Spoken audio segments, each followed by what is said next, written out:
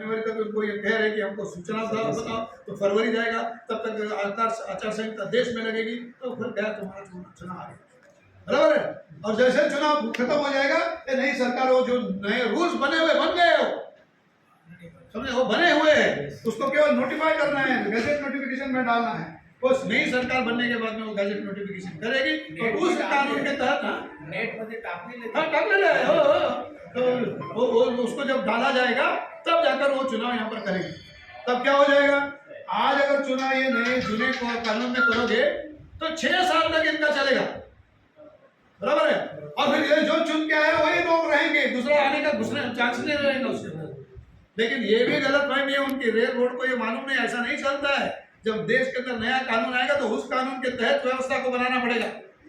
लेकिन अब वो समझ कर बैठे कि ऐसा हमने आज तक ये खेल खेला खेलते आए, आजकल सब खेला का ही बात चल रही है ना, खेला होने वाला है। तो रेलवे में भी हमको खेला करना है, ये बात है, तो ये खेला होने वाला है, तो खेला चल रहा है।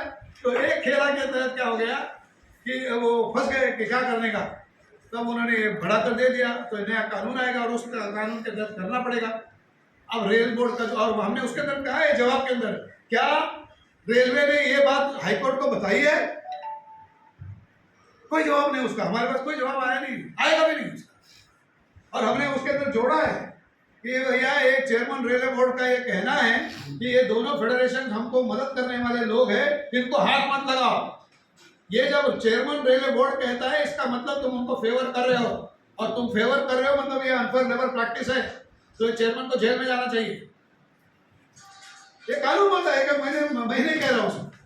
और जब ये सब बात कहकर हमने, और ये बात को हमने रेल मजदूर यूनियन की तरफ से हिंद मजदूर किसान पंचायत करके, तभी तो मैं जनरल सेक्रेटरी था, तो उस हैसियत से हमने वो चीफ लेबर कमिश्नर के पास में वो सवाल को उठाया है, और उन्होंने भी लिखा है, कोई जवाब नहीं आ रहा है, सब गोची सब लोगों की हुई है।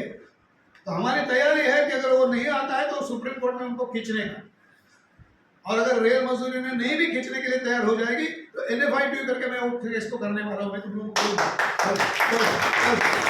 जब तुम लोगों को बुला गए, जनरल मैनेजर बोले यार तुम क्या कर रहे हो, काय के लिए सब कर रहे हो, हम तुमको दे रहे मिलता है तो ले, तुमको 10 साल मिलता है ले, तुमको ये मिलता है ले लो, सब कुछ ले लो। तुम बोले यार कुछ भी नहीं मिलता था, इतना मिल गया, चलो चाकरी ये खेला अगर तुम करने की सोचोगे तो हम तुमको वो खेला खेलने के लिए छोड़ेंगे। बोल रहा भैया, क्या है, बोल रहा है, देखो भाई स्पष्ट रूप से बताना, और इसीलिए मैं आया, वरना मुझे आज की मीटिंग में आना भी मेरा कोई मतलब नहीं है। मैं कौन हूँ अभी, कुछ नहीं हूँ, लेकिन अभी मैं NFITU का जनरल सेक्रेटरी हूँ, इसको मैं उठाना, और उसी के जरिए से मैंने ये सब लिखा हुआ है। तो खैर अभी मेरे ये कहने का मतलब नहीं, लेकिन आप लोग जब इतने अभी देखो देख लिया ना, तुम बोल रहे तो 2 बजे सब चले जाएंगे, तुमने लोगों को आका नहीं बराबर, ये रेल मजदूर की ताकत महामंत्री जी। और ये यही नहीं, ये सारे देश भर है, वो यहाँ नहीं आया, लेकिन जब तुम जाओगे तो लोग मिलेंगे, 5 मिलेंगे, 50 मिलेंगे, 15 मिलेंगे, और वो एक जो रहेगा, अभी जगह मराठों का आंदोलन होगा, एक मराठा लाख मराठा करके हुआ कि नहीं देश में, महाराष्ट्र के अंदर, और उन्होंने सरकार के सामने झुकाने, और सही गलत उसके बाद में छोड़ो, उसको हमको नहीं जाना, लेकिन मजदूरों ने, उस कम्युनिटी ने अपने ताकत के बल के ऊपर सरकार को झुकाने का तो काम कर दिया। अब वो सरकार ने जो झुकाया वो सही है नहीं है, उनको फंसाया है, वो तो समय का बता देगा, लेकिन उतना तो उन्होंने काम कर दिया ना, किया कि नहीं। तो इसलिए जब एक मन का